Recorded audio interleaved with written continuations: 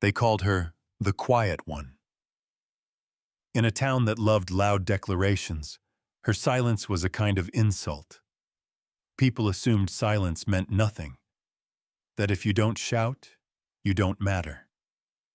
She was Mira, 17, with hands that trembled when she held a cup and a smile that never quite reached her eyes. She worked at the bakery on Main and kept her head low. When kids passed her on the street, they joked about how little she said. Parents told their children not to stare. Teachers spoke in small, careful sentences around her. But silence can be a room full of things. It can be an ocean where something grows unseen. Mira's silence was not empty. It was listening. One summer night, the town announced a talent night. The poster read, "Show us what you've got," and people laughed at Mira's name on the sign. What can she possibly do, they said. She signed up anyway. Not to prove them wrong, she didn't want their approval. She signed up because for as long as she could remember, there had been something inside her like a tiny bell that rang only when the light hit it certain ways.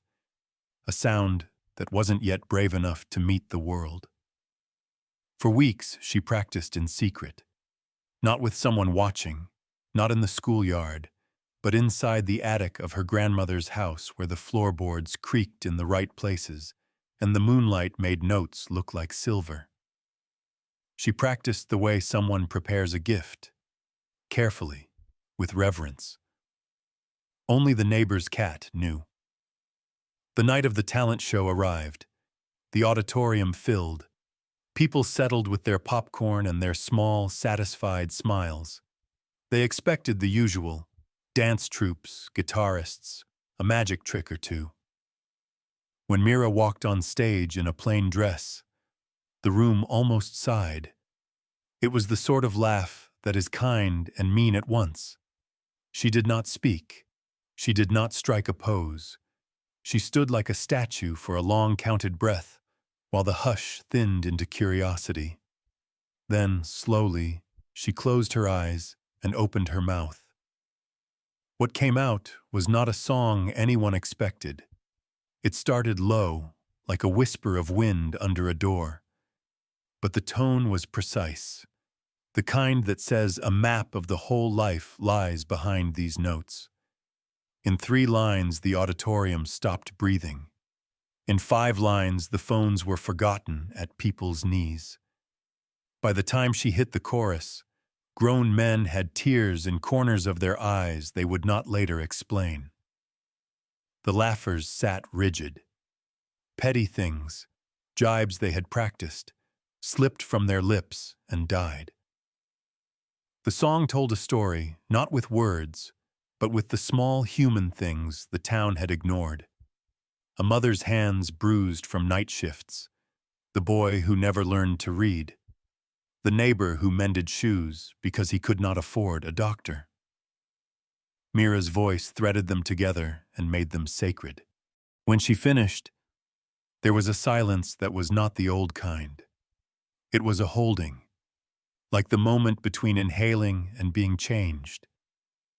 Then someone stood, not loudly at first, and clapped. Another joined. Soon the room was on its feet, and the applause shook the lights. People cried openly. People who had laughed were reaching for tissues as if to wash a forgetfulness off their faces. After the lights came up, the town did what towns always do.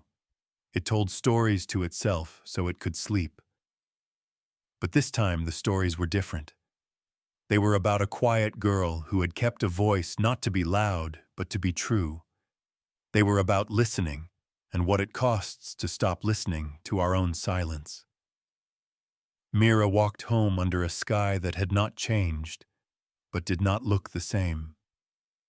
The cat brushed her ankle, and the moon eased the world back to its ordinary light. Inside her, the bell felt quieter now. Not because it was less, but because someone had finally heard it. Years later, A plaque was placed at the town hall. It didn't name her as the quiet one. It named her as a reminder. The plaque read, "We were wrong to laugh at silence." Listen more. Pause.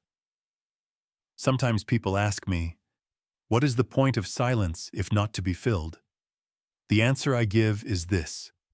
Silence is not a void. It is an invitation.